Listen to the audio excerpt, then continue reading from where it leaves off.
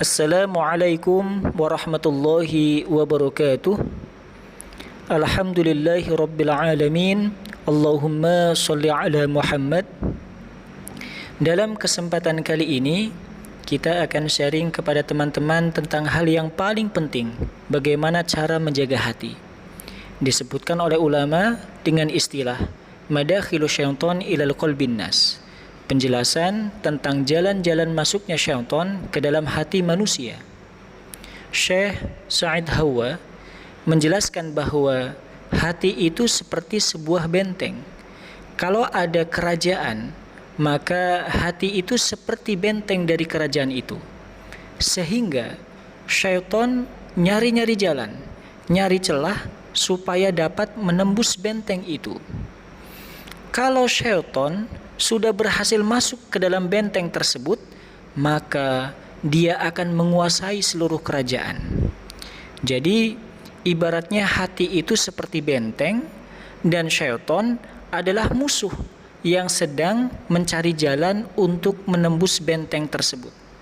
Sehingga kita perlu mencari tahu, misalnya apa saja nih yang perlu dibidik oleh musuh ini, oleh syaitan ini untuk masuk ke dalam benteng, yaitu hati. Syekh Sa'id Hawa dengan para ulama lainnya menjelaskan ada banyak sekali jalan-jalan atau celah untuk masuk ke dalam hati manusia. Di antara yang paling berpengaruh adalah al-ghadab, yaitu marah.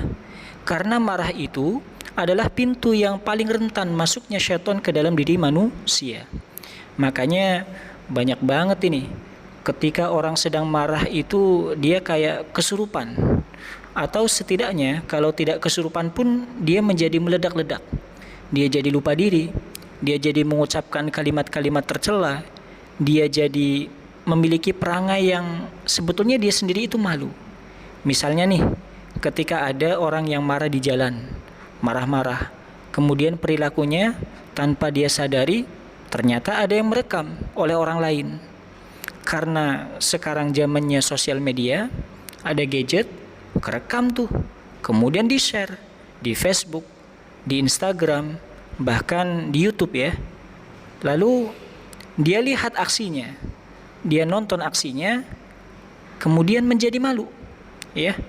Jadi kayak waktu lagi di jalan nih, kemudian dia buka kaca mobilnya, lalu dia marah-marah karena udah macet atau jalannya ditutup, lalu dia keluarkan kalimat mencela, menghina, mengutuk, ya, keluar kata yang kasar, tidak sopan, bahkan ada juga yang sampai berkata kotor. Nah, pas dia lihat video sendiri, pas dia lagi marah, dia jadi malu, lalu minta maaf. Ini gara-gara apa? Gara-gara marah, membuka celah bagi syaitan untuk masuk ke dalam hati seseorang. Sehingga ketika syaitan sudah masuk ke dalam hati seseorang, gak mungkin kecuali menggoda orang itu kepada dosa-dosa dengan perilaku, dengan ucapan, dengan banyak hal. Pintunya adalah marah. Sekarang marah ini malah lebih luas. Kalau dulu orang marah hanya emosi, membentak, berkata kasar. Kalau sekarang sudah banyak varian yang lainnya dengan mengekspresikan cara yang mengerikan. Ada yang sampai menyakiti diri sendiri, menyakiti orang lain. Secara mental itu sudah terganggu. Akhirnya sampai menyalahkan takdir, menyalahkan kepada Allah, menyalahkan orang tua, menyalahkan guru.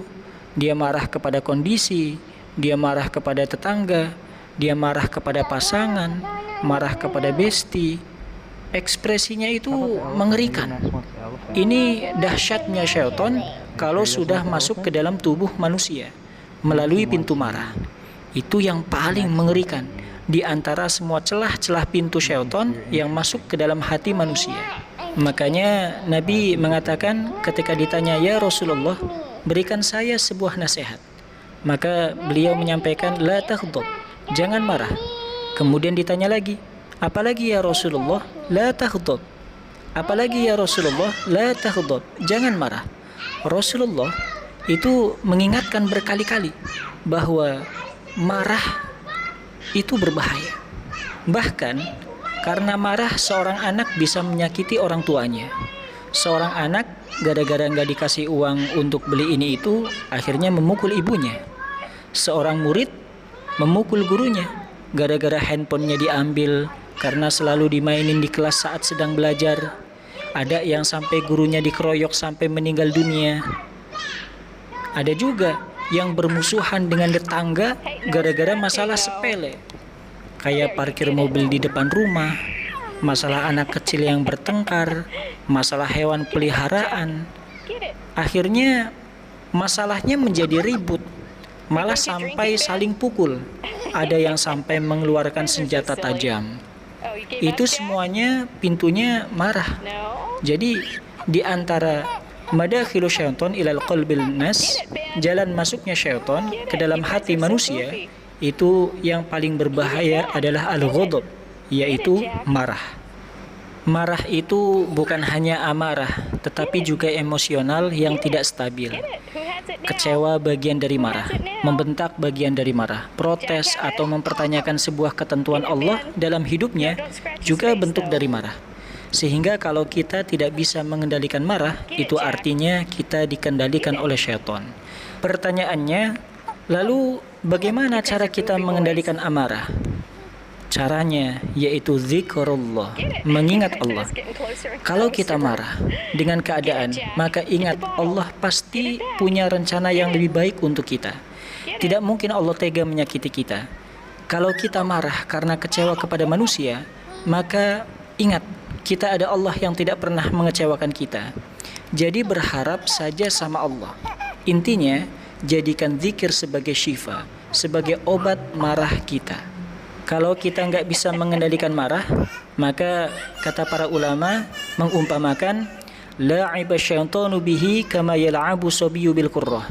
Jadi syaitan akan mempermainkan kita seperti anak kecil yang mempermainkan bola. Jadi kalau kita marah, maka syaitan masuk dan syaitan akan mempermainkan pikiran kita, perasaan kita, hati kita akan dipermainkan seperti anak kecil bermain bola. Bisa kita bayangkan bagaimana anak kecil bermain bola, dilempar, ditendang, diinjak, digelinding, kayaknya mudah sekali bola itu dipermainkan di tangan mereka. Dan itulah syaitan mempermainkan hati kita karena marah. Oleh karena itu, waspadalah, waspadalah. Semoga bermanfaat. Terima kasih atas perhatiannya. Subhanakallahumma wa bihamdika asyhadu an la ilaha illa anta astaghfiruka wa atubu ilaik. Assalamualaikum warahmatullahi wabarakatuh.